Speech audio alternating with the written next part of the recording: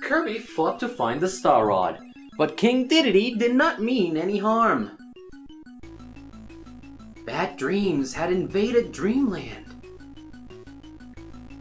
A nightmare came to the Dream Spring and tried to cause pain to the people. Dedede foiled the nightmare by hiding the Star Rod from him. Dedede helped Kirby beat the nightmare. Now everyone's dreams will return. Tonight, Dreamland will sleep well.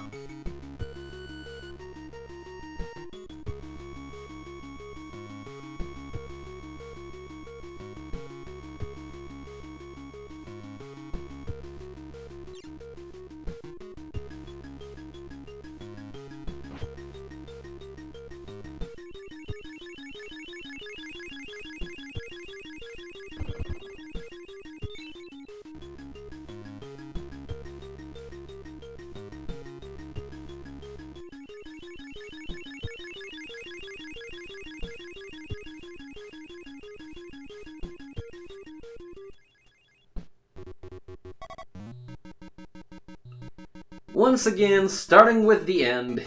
Hello everyone, I am Perfavedi. Welcome to a new episode of Kirby Nightmare in Dreamland?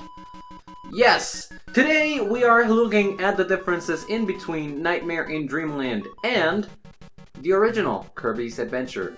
So of course, best and better way to make a showcase of the bosses is just to have the bosses appear on screen right away. You might have not seen Nightmare, and that's the only one that it's not going to be there because it's pretty much the exact same thing, just a smaller sprite. These other ones are also pretty much the exact same thing, just a smaller sprite. And yeah, as you can see, Kirby does have abilities on him, and he just uses them. There's no way to tell which ability he has unless he's actually holding something, like sword, hammer, and parasol. Also, Heavy Mole is way smaller in this version, as you can probably see. And yes, you do still get the big sword fight against Meta Knight on here. If only that worked. Meta Knight blocks that half the time. Trust me, I know. And there you go. This is pretty much it. Most of these showcases are pretty much the same as in Nightmare in Dreamland.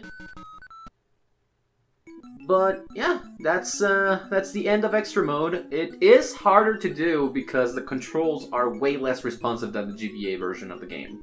But that's good, and there it says bye-bye, so if we press it, Kirby's Adventure. Yes, so this is the original version of the game that released back in 1993, way before I was born.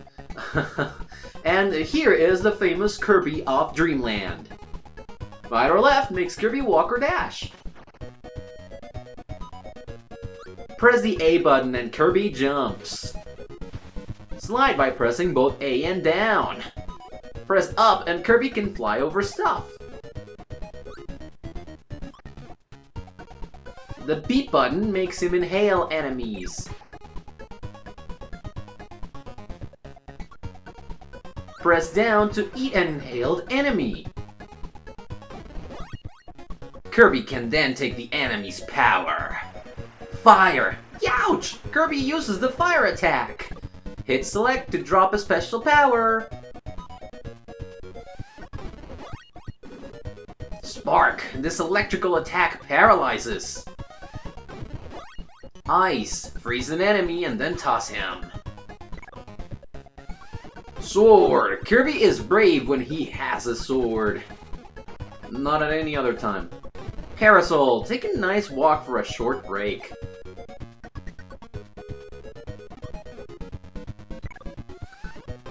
Fireball! Kirby burns up for a powerful attack. When a big enemy is defeated, eat him! In backdrop, Kirby can use some tricks to win. What? 6? Oh, 6 tricks. I thought it said sim. Kirby has lots of moves. Try them. That's it. See ya in the game world. One day, the peaceful life of Dreamland was shattered by a mysterious crisis the inhabitants didn't dream. On the edge of Dreamland, dreams and hope once gushed forth from the dream spring fueled by the Star Rod. Investigating the dream spring, Kirby found naughty King Dedede swimming in its magical waters. Dedede had broken the Star Rod and given the pieces to his friends who are now hiding in Dreamland. To bring back the lost dreams, Kirby sought the Star Rod.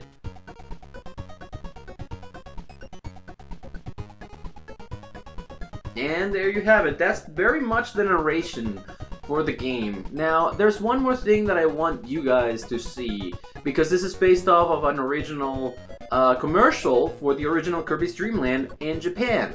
And it won't happen unless I reset the... Oh, there it is. First, you draw a circle, then you dot the eyes, add a great big smile, and presto! It's Kirby! There you go. That's the one that I wanted to show. I didn't have to reset the game after all, so that's pretty much it. Now, as you can see, we have 100% on the regular game, and it says perfect afterwards. That means that we have completed the extra game as well. In this version of the game, the differences between the regular game and extra mode are that in extra mode, you cannot save the game at all. So, if you want to, you know, complete the game, you have to do it in one sitting, which is just a couple hours. This version of the game is way slower, but you do still get the subtitle for Kirby on the lower part. This time is Superstar. Of course, if you've only completed the regular game up to 100%, you get Lore Collector, if I'm not mistaken. So that's the one.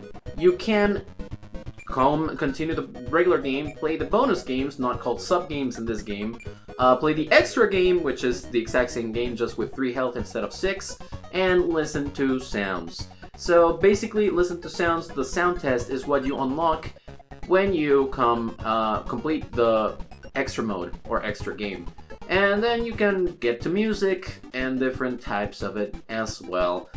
This feature was unlocked from the beginning in Kirby Nightmare in Dreamland, so instead of, you know, unlocking this by completing the extra mode, you unlock Meta Nightmare. So that's basically what it is, and as you can see, it goes 6, 7, 8, 9, A, B, C, D, E, F, and then goes to the 0. Kind of a weird numbering thing, but it does serve to, you know, expand the amount of music that it is here. It's not only 39 tracks, there's a lot more, but that's good enough, I suppose. And then you got the sound effects for the game, so whenever you need some sound effects, you know where to look. There's plenty of them. And yeah, that's basically it. This is your reward for completing the extra game in Kirby's Adventure. Whereas your reward for completing the game in extra mode in Kirby Nightmare in Dreamland is Meta Nightmare. And you get to play through the game again! In extra mode, again, without being able to get different transformations. That's right. I mean, I'm not salty. I really love Meta Nightmare. Being able to play as Meta Knight was extremely different back in the day, so it was just extremely nice to have that as a bonus. So that's basically that. And now I'm gonna show off the different bonus games because, you know, it's completely different from the ones in Kirby Nightmare and Dreamland, except for Quick Draw, but it's still different, so we're still gonna show it. First of all, we got Crane Fever, and you got your 3 levels, easy, medium, and challenging. So let's start off with easy. The Crane Fever game uses the buttons to move the crane and try to get a Kirby. A big one's hard to get, but worth it. And yeah, stars also signify difficulty. The difficulty in this specific game means that the crane stops either after you stop pressing the button, and or it is harder to grab the Kirby. So for example, this one goes moving slowly. I stop right here, dead center. Well, almost dead center, I think. Grab the Kirby, and then it goes moving like that. It was probably going to go down because it was a little bit off. And yeah, it's pretty hard to actually get these prizes, one would say. But yeah, this is a sub-game. This is the challenge that they pose to you. It's not a competitive thing. It's not made for multiplayer. But we got the Kirby. We got the big one. And that means that the bonus would be lives in the regular game. It's 2-up. In this case, it is an actual 1-up. So that's the easy difficulty. Let's show off the medium one. Once again, small Kirby, big Kirby. He's right here. This time it's going to be moving a little bit faster. And as you can see, it keeps momentum. Right after you stop doing the thing, it still is moving a little bit. And it's going to fall down immediately. Because of course it is. And once more, keeps momentum. And I am not dead center, so I'm not sure if I'm actually going to be able to get this one. Tough. No, it's gonna fall down. I'm pretty sure it was gonna fall down. It is extremely hard to get these. No bonus means that you don't get to see what you get from the machine, but at the very least, we played the game. And now challenging, which moves way faster, carries a lot more momentum, and the big one is gonna be super hard, so let's try to go for the small one. As you can see, I'm probably not gonna get it. I'm probably not gonna get it. Like, Kirby's gonna be there, but it's gonna fall down immediately. Yep. It is hard. These mini-games, this bonus games, are extremely hard. I was not dead center again, so it's probably not gonna give it to me. It's a small Kirby. It's supposedly a little bit easier to get a hold of it, but no. It is not at all. No bonus. So yeah, it's pretty much impossible to get the bonuses. Well, for me, if you're good at the game, probably you're not gonna think that it's impossible. Now let's play Quick Draw on the easy difficulty. When the enemy draws, press the A button. If you press it too soon, you get a penalty, which is not great. It definitely is not great. Now, look at this. It says fire, and then you can do the thing. This one is way more of a visual thing, but you get a neat little thing with the hats being thrown down there. Oh my gosh, I'm talking and I'm not paying too much attention. But yeah, the hats are down there for marking how many enemies you've defeated. I think level 4 requires you to do it in less than 12 because it's bonkers. So I'm gonna definitely lose. No, foul. Okay. Just trying to predict when it's gonna go. Nope, yep, okay. That was 16. It is tough. This game is tough. And it is a little bit different from the other game, Quick Draw, on Kirby Nightmare in Dreamland, because this one actually is about quick drawing a gun instead of drawing a sword, like the other one. It's not too different. It is exactly the same concept, but the art in the Kirby Nightmare in Dreamland game is amazing. I love the art on that, and it is quite a bit different from the art in this game. This is just sprites, and as you can see, I couldn't even make it through level 3. On the second difficulty, we get 3,000 points as bonus. Awesome. And now, Quick Draw once again on challenging, just so you can see how much I suck. And yeah, if this was the old days of YouTube, I would tell you, leave a video response of you being better than me at this game. Because I'm definitely sure that a lot of you are just better than me at this. I suck! A lot. Look at that, 24 frames. Wow, okay, this is not good. Not good. Oh, what? Oh, that was immediate. That's what I get for talking, right? But no, that's pretty much it for that minigame. And the last one, probably the toughest one of them, is this. Egg Catcher. Press the buttons to make Kirby's mouth open. Try to eat eggs, but not bombs. If you eat a bomb, the minigame ends immediately. You get to see King Dedede right off the bat, and he's throwing eggs and bombs at you. So you gotta be careful. Oh, he's definitely gonna try to make you eat the bombs. Okay, we missed 2 eggs in total, and that means that we get 1 1-up. It is not easy to get all of them. If you get all of them, I think you get 3 1-ups. If you miss only one, you get 2. So this is the medium one. This is let's start looking at why this is one of the toughest minigames.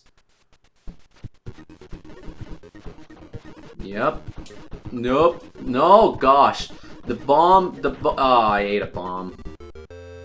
And you get 3,000 points as bonus because we got a full row of eggs. Okay. Let's try challenging. Let's see if we can't finish the challenging road. It is hard to get. It is really hard to get all of the eggs. Whoop. Oh god, no. And the worst part is when you have your mouth open for a long time, Diddy might just, you know, throw a bomb extremely fast into your mouth, and that makes you lose. So yeah, it is pretty tough. It is pretty tough to get. The versus boss is exactly the same boss rush mode than in Nightmare and Dreamland, the one that we've already seen. I'm not going to be showing it here because honestly, this is tougher, and I don't want to spend an hour and a half just trying to fight against these bosses again for the 7th time in this LP, because I did it for regular mode, extra mode, and then on versus, actually it's boss endurance in Nightmare and Dreamland, and then I did it here. Oh no, actually then I did it for Meta Nightmare, so that's the 4th time, and then I did it here for regular mode, extra mode, and versus boss. I've already cleared it, so yeah, it would be the 8th time, and it's been a lot, so no, thank you.